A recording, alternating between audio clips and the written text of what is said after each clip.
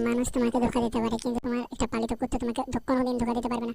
কারণ দেখুন এখানে কি হচ্ছে, দেখুন একটা ছেলে এসে একটা বাচ্চা মেয়েটাকে তুলে নিয়ে চলে যাচ্ছিল।